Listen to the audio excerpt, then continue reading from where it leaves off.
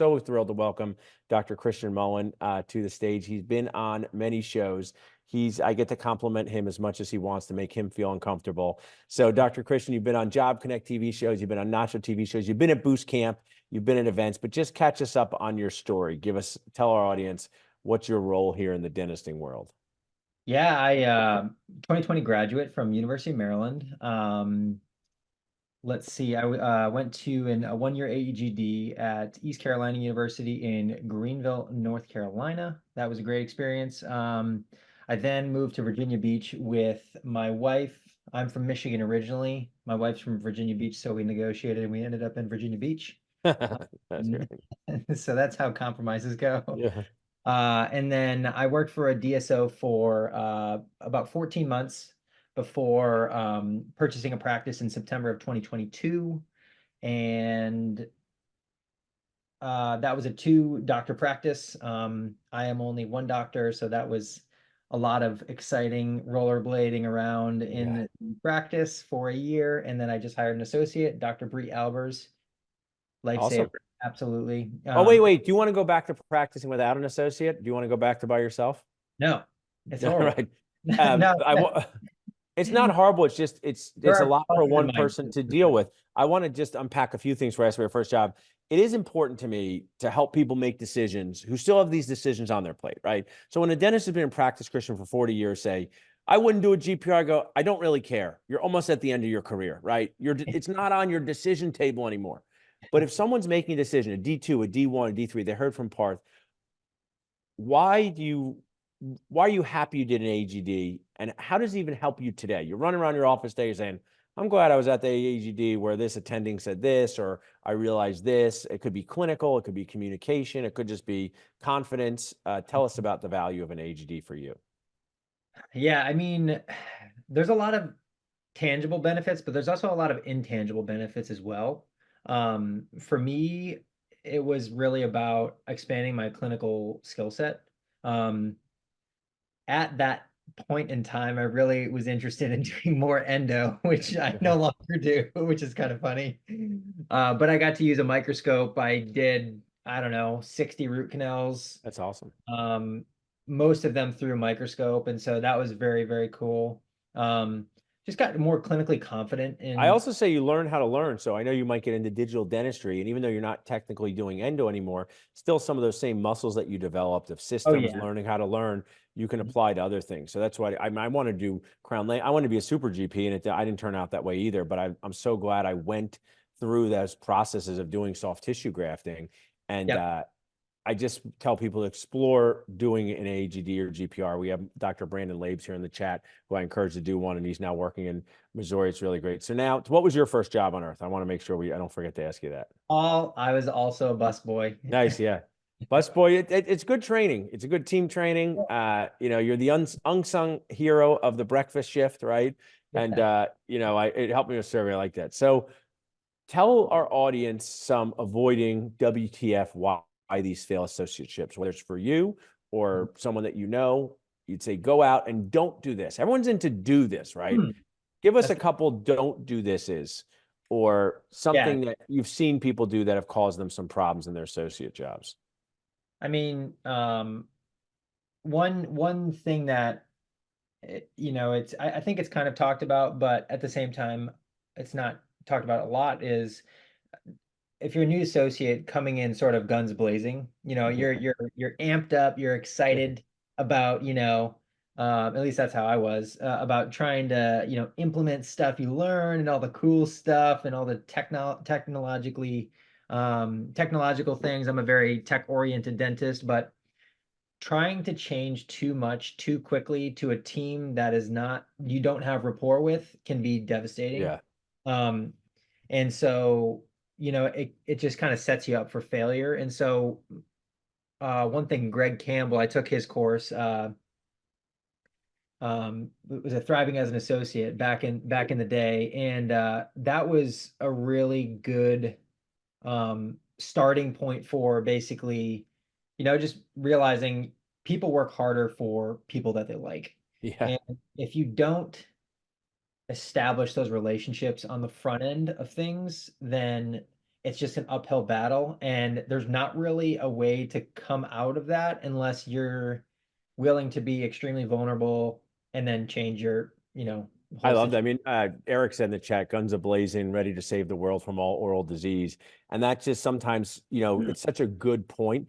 I was just lecturing in Rocky Mountain. I said, you got to be likable and credible. And none of you look credible because you look young and you don't know what you're doing because you're young and you don't know what you're doing. So really double Yeah. down on that likability, double down on the relationship parts. And that goes Yeah. for patients too, right? Yeah, I was actually in my office today and patient had a question about dental warranty, one of our sponsors, and my associate said, you know, can you help this person? They're asking these questions. So I walked in and, chatted about dental warranty.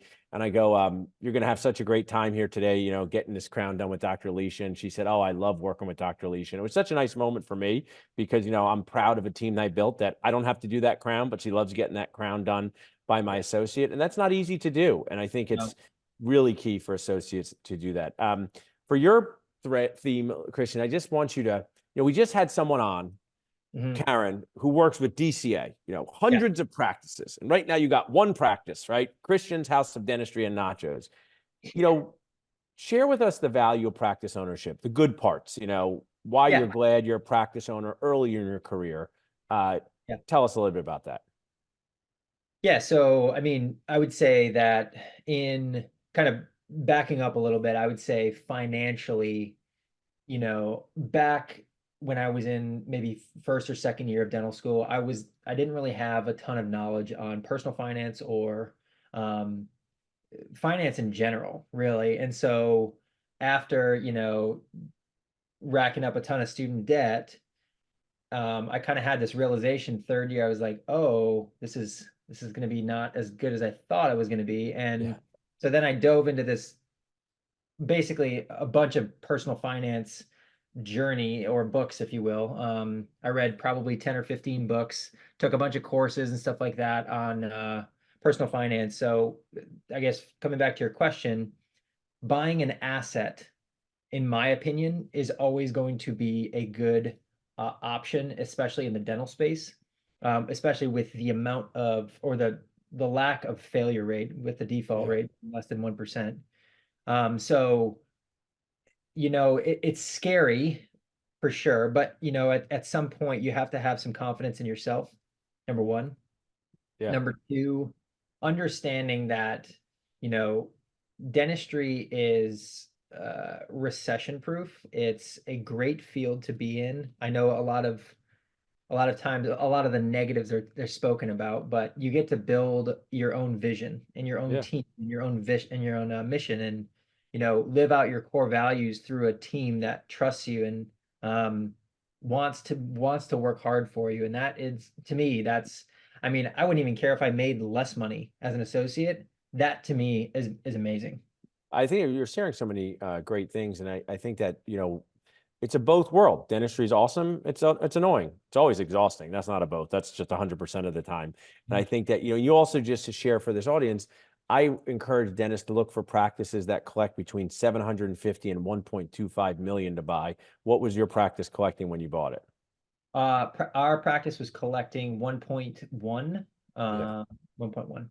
And you've grown that to, over 1.6. So it's just to share that it's also about the right practice. That's credit on you because you buy a $300,000 practice saying I'm going to grow it.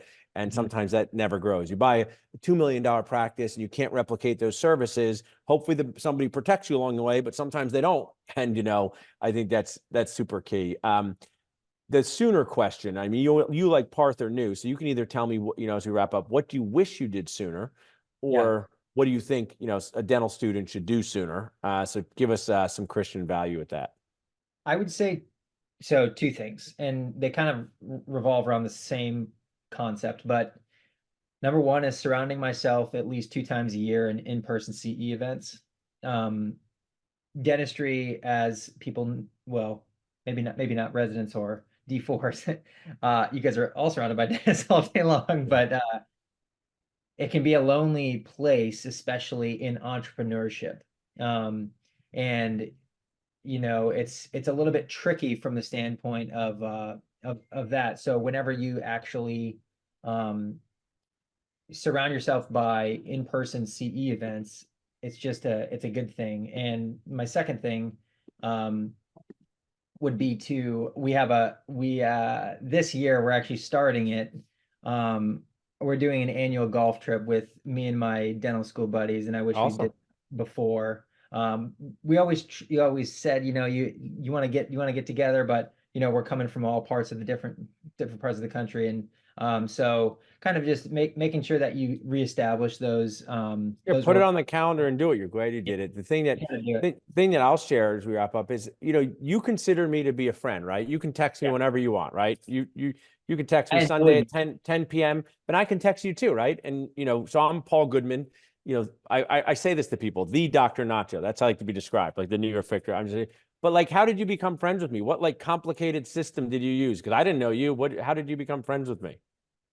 Do you I think remember? was it at DSS? Yeah, you DSS just walked up and started talking to me.